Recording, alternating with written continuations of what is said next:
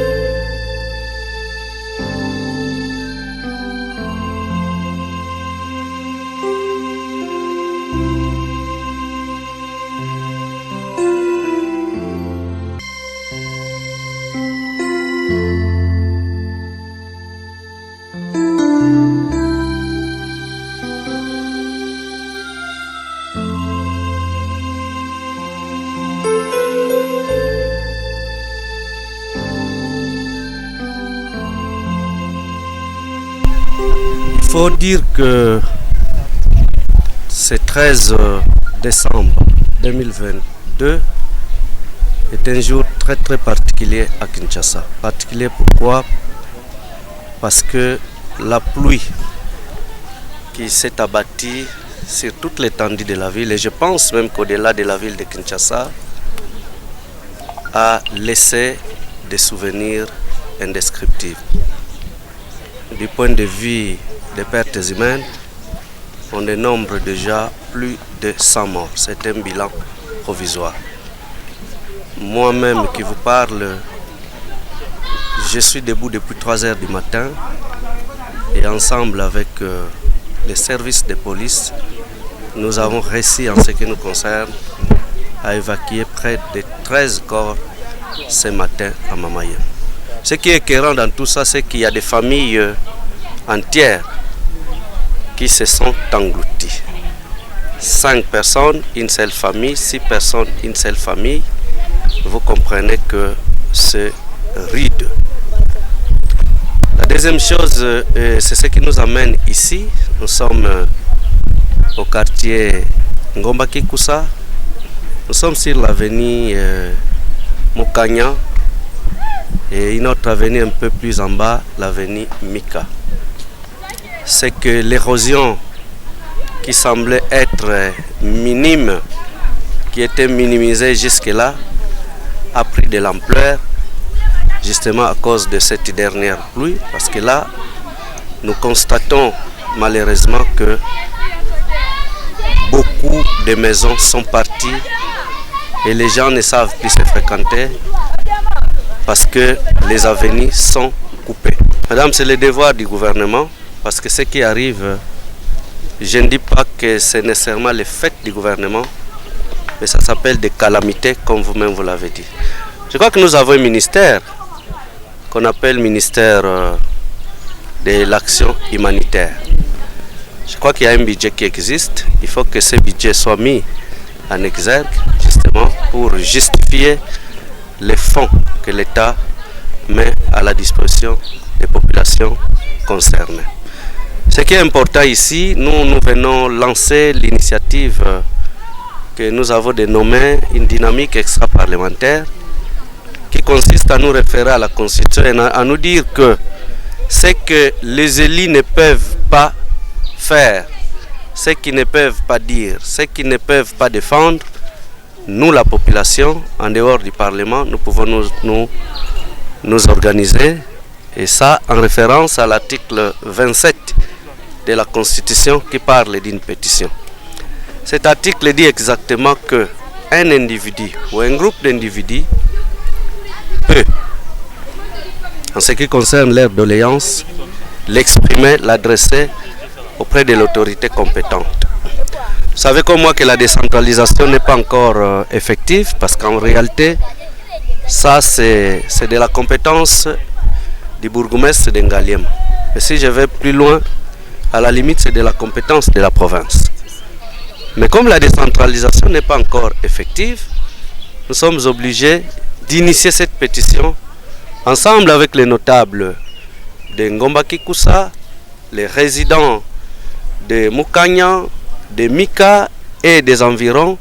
Cette pétition que nous allons adresser au chef de l'État, copie pour information à nos deux chambres du Parlement, au gouverneur de la ville justement, qui est le patron de lieu, au bourgmestre de la commune de Ngaliema, mais naturellement au ministre en charge des travaux publics, pour que ceux-ci, en ayant les 3 mois comme l'exige la Constitution, soient capables de dire un mot.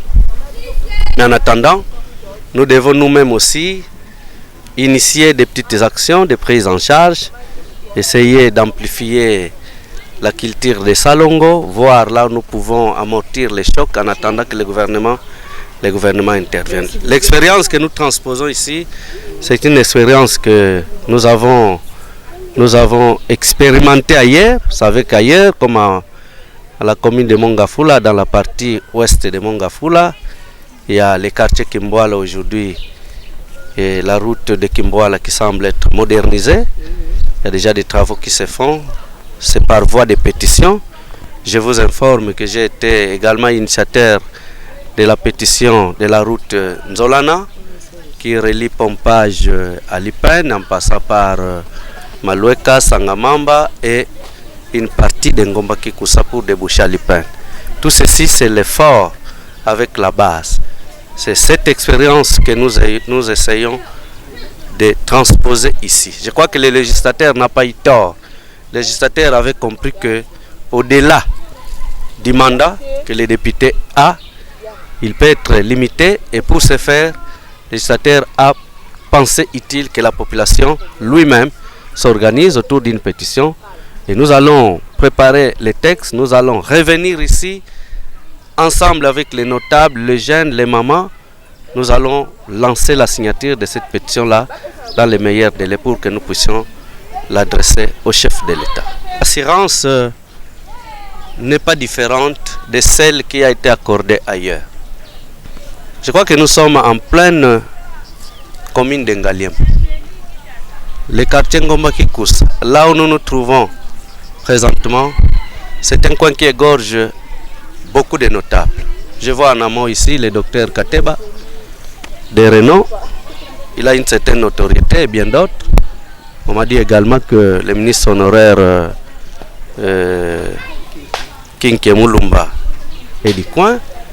Ça signifie que cette partie de la population est très urbanisée et bien enregistrée dans la cartographie de Kinshasa. Mais il faut que la population s'organise. Et c'est cela ce que le chef de l'État actuel insiste sur l'autoprise en charge. Même si la République doit répondre, il faut que la population fasse savoir son desiderata. Ça va venir, madame. Il faut croire. Et nous devons pousser l'accélérateur parce que c'est un droit pour la population et c'est un devoir pour le gouvernement. Monsieur le notaire, je vous remercie. Merci.